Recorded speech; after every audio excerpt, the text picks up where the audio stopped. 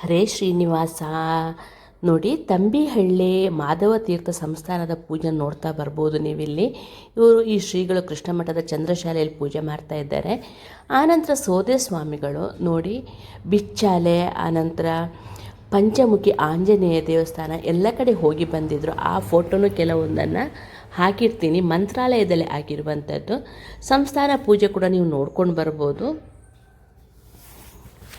ಕಣ್ಣು ತುಂಬಿಸ್ಕೊಳ್ಳಿ ನಮ್ಮ ಆಂಜನೇಯ ದೇವರನ್ನು. ಇದು ಬಿಚ್ಚಾಲೆ, ಇದು ನಿಮ್ಗೆ ಗೊತ್ತಿರ್ಬೋದು. ಇದು ರಾಯರ ಮನೆ, ನೀವು ನೋಡ್ಕೊಂಡು ಬರುವಂಥದ್ದು ನೋಡಿ.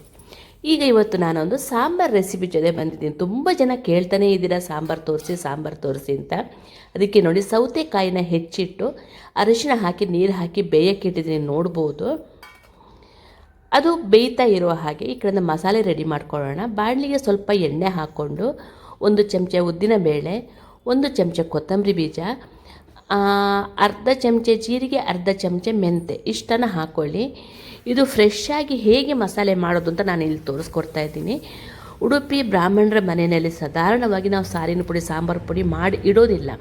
ಫಂಕ್ಷನ್ ಇದ್ದಾಗ ಮಾತ್ರ ನಾವು ಮಾಡ್ಕೊಂಡಿರ್ತೀವಿ. ಇಲ್ಲ ರೆಗ್ಯುಲರ್ ದಿವಸಕ್ಕೊಂಥರ ಮಸಾಲೆ ಹಾಕ್ಕೊಂಡು ನಾವು ಸಾಂಬಾರು ಸಾರು ಎಲ್ಲ ಮಾಡ್ತೀವಿ.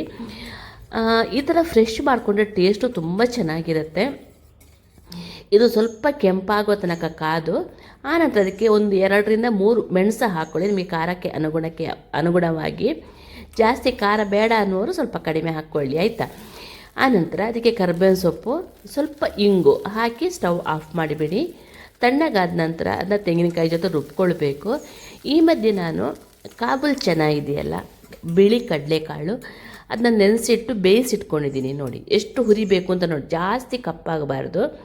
ಅಷ್ಟೊತ್ತಿಗೆ ಸೌತೆಕಾಯಿಗೆ ಇದಿತ್ತು, ಯಾವುದು ನನ್ನ ಮಾವಿನಕಾಯಿ ಇತ್ತು, ಅದನ್ನೂ ಹಾಕಿದೆ ನಾನು, ನೋಡ್ಬೋದು.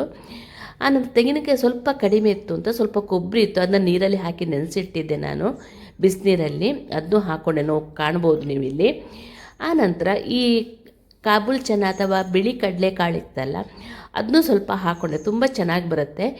ನಾವು ದಿನ ಇಲ್ಲಿ ಬೇಳೆ ಹಾಕೋ ಸಂಪ್ರದಾಯ ಇಲ್ಲ, ಇಲ್ಲಿ ಸ್ವಲ್ಪ ವಾಯು ಆಗುತ್ತೆ ಅಥವಾ ಗ್ಯಾಸ್ ಆಗುತ್ತೆ ಅಂದ್ಬಿಟ್ಟು ನಾವು ಬರೀ ತೆಂಗಿನಕಾಯಿಯಲ್ಲೇ ಸಾಂಬಾರು ಮಾಡ್ತೀವಿ ಹೆಚ್ಚಾಗಿ. ದೊಡ್ಡ ದೊಡ್ಡ ಫಂಕ್ಷನಿಗೆ ಆದಾಗ ಮಾತ್ರ ನಾವು ಬೇಳೆ ಹಾಕಿ ಸಾಂಬಾರು ಮಾಡ್ತೀವಿ. ನೋಡಿ, ಈ ಮಸಾಲೆ ತಣ್ಣಗಾದ ನಂತರ ಜೊತೆಗೆ ಹಾಕ್ಕೊಂಡು ಫಸ್ಟ್ ಸ್ವಲ್ಪ ಡ್ರೈ ಗ್ರೈಂಡ್ ಮಾಡಿಕೊಂಡು ಆನಂತರ ನೀರು ಹಾಕಿ ರುಬ್ಕೊಳ್ಳಿ, ಆವಾಗ ನುಣ್ಣಗೆ ಆಗುತ್ತೆ. ನೋಡಿ ಎಷ್ಟು ನುಣ್ಣಗೆ ಬಂದಿದೆ ಅಂತ ನೋಡ್ಬೋದು. ಆನಂತರ ಅದಕ್ಕೆ ನಾನು ಉಪ್ಪು ಮತ್ತು ಬೆಲ್ಲ ಹಾಕಿಟ್ಕೊಂಡಿದ್ದೀನಿ. ಇಲ್ಲಿ ಬೆಲ್ಲ ಬೇಡ ಅನ್ನೋರು ಸ್ಕಿಪ್ಪು ಮಾಡ್ಬೋದು, ಅದು ನಿಮ್ಮ ಇಷ್ಟ. ಬಟ್ ಬೆಲ್ಲ ಹಾಕದೆ ಸಾಂಬಾರು ನಮಗೆಲ್ಲ ಇಷ್ಟ ಆಗೋದಿಲ್ಲ. ನಾವು ಸ್ವಲ್ಪನಾದರೂ ಬೆಲ್ಲ ಹಾಕಿಯೇ ಹಾಕ್ತೀವಿ ನೋಡಿ. ಆನಂತರ ನೋಡಿ, ಅಷ್ಟೊತ್ತಿಗೆ ಇದು ಬೆಂದಾಗಿತ್ತು. ಅದಕ್ಕೆ ಏನು ಗೊತ್ತಾ, ಈ ಕರಿಬೇವು ಸೊಪ್ಪು ದಂಟಿರುತ್ತಲ್ವ, ಅದನ್ನ 1 2 ಪೀಸ್ ಹಾಕ್ಕೊಳ್ಳಿ. ಆವಾಗ ಅದರ ಘಮ ತುಂಬಾ ಚೆನ್ನಾಗಿ ಬರುತ್ತೆ. ನಮ್ಮ ಊರಲ್ಲೆಲ್ಲ ಸಾಧಾರಣ ಬೇಳೆ ಹಾಕದೇ ಸಾಂಬಾರು ಮಾಡೋದು. ಬ್ರಾಹ್ಮಣರ ಮನೆಯಲ್ಲಿ ಸ್ವಲ್ಪನಾದರೂ ಬೇಳೆ ಹಾಕ್ತಾರೆ, ಬಟ್ ಬಾಕಿಯವರ ಮನೆಯಲ್ಲಿ ಬೇಳೆ ಹಾಕೋದು ತುಂಬ ಅಪರೂಪ. ಅವ್ರು ಏನು ಗೊತ್ತಾ, ಈರುಳ್ಳಿ ಅಥವಾ ಈರುಳ್ಳಿ ಹಾಕಿಬಿಟ್ಟು ಸಾಂಬಾರು ಮಾಡಿ ಬೆಳ್ಳುಳ್ಳಿ ಒಗ್ಗರಣೆ ಕೊಡ್ತಾರೆ. ಇದು ನಮ್ಮ ಬ್ರಾಹ್ಮಣರ ಮನೆಯದ್ದು. ನೀರು ಸ್ವಲ್ಪ ಜಾಸ್ತಿ ಇತ್ತು ಅಂದರೆ ಅದನ್ನೇ ಮಿಕ್ಸಿ ತೊಳೆಯೋಕ್ಕೆ ಹಾಕೋಣ, ಸ್ವಲ್ಪ ನೀರು ತೆಗೆದಿಟ್ಟು ನೋಡ್ಬೋದು. ಅದಕ್ಕೆ ನೀವು ಈ ರುಬ್ಬಿದ ಮಸಾಲೆನ ಹಾಕ್ಕೊಂಡು ಕುದಿ ಬರ್ಸ್ಕೊಳ್ಳಿ. ಸ್ವಲ್ಪ ನೀಟಾಗಿ ಮಿಕ್ಸ್ ಮಾಡಿಕೊಂಡು ಸಾಂಬಾರು ರೆಡಿಯಾಗಿಬಿಡುತ್ತೆ. ಆನಂತರ ನಮ್ಮ ಮುಚ್ಚಲುಕೋಡು ಟೆಂಪಲಲ್ಲಿ ಆದಂತಹ ತುಳಸಿ ಸಂಕೀರ್ತನ, ಕಾರ್ತಿಕ ದೀಪ ಮತ್ತು ತುಳಸಿ ಸಂಕೀರ್ತನ, ಅದರ ವಿಡಿಯೋ ಕೂಡ ಇದ್ರ ಜೊತೆ ಹಾಕಿರ್ತೀನಿ. ನಮ್ಮ ಊರಿನ ವಿಪ್ರ ಮಹಿಳೆಯರು ಮತ್ತು ಹುಡುಗರು ಬ್ರಹ್ಮಚಾರಿಗಳೆಲ್ಲ ತುಳಸಿ ಸಂಕೀರ್ತನೆಗೆ ಅದ್ಭುತವಾಗಿ ಕೊಂಡಿದ್ದಾರೆ, ನೋಡ್ಬೋದು. ಇದು ಸಾಂಬಾರು ರೆಡಿ ಆಯಿತು, ನೋಡ್ಬೋದು. ಅನ್ನ ಜೊತೆ ಭಾಳ ಚೆಂದಾಗತ್ತೆ ಇದು. ಅನ್ನ, ಇಡ್ಲಿ ಜೊತೆ, ದೋಸೆ ಜೊತೆ ಎಲ್ಲದಕ್ಕೂ ಇದು ಸೂಟ್ ಆಗುತ್ತೆ. ಸ್ವಲ್ಪ ತುಪ್ಪ ಹಾಕ್ಕೊಂಡು ಊಟ ಮಾಡಿ ನೋಡಿ. ಇದು ಕರಿಬೇವು ಸೊಪ್ಪು ದಂಟನ್ನು ಹಾಕ್ಕೊಳ್ಬೇಕು, ತುಂಬ ಘಮ ಕೊಡುತ್ತೆ ಅದು.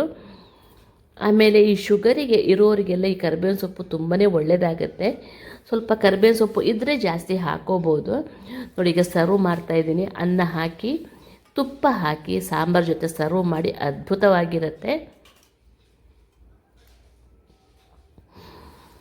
ಆನಂತರ ತುಳಸಿ ಸಂಕೀರ್ತನ ನೋಡ್ಕೋತಾ ಬನ್ನಿ, ತುಂಬಾ ಚೆನ್ನಾಗಿತ್ತು.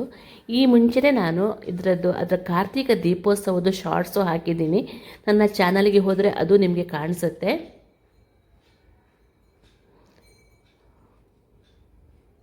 ನೋಡಿ ಸಾಂಬಾರು ಹಾಕ್ಕೊಂಡು ತುಪ್ಪ ಹಾಕ್ಕೊಂಡು ಹೆಸರು ಕಾಳು ನೆನೆಸಿಟ್ಟಿರ್ತೀನಿ, ಅದ್ರ ಜೊತೆ ಊಟ ರೆಡಿ ಆಗುತ್ತೆ ನಮ್ಮದು. ಆಮೇಲೆ ಮಜ್ಜಿಗೆಗೆ ಒಂದು ಅನ್ನ ಹಾಕ್ಕೊಂಡ್ರೆ ಸರಿ. ಹೇಗಾಯಿತು ಹೇಳಿ ಫ್ರೆಂಡ್ಸ್ ಇವತ್ತಿನ ವಿಡಿಯೋ? ಇಷ್ಟ ಆದರೆ ಲೈಕ್ ಮಾಡೋದನ್ನು ಮರಿಬೇಡಿ. ನೋಡಿ ತುಪ್ಪ ಹಾಕೊಳ್ಳೋದನ್ನು ಮರಿಲೇಬೇಡಿ, ತುಪ್ಪ ಮತ್ತು ಕಾಳು.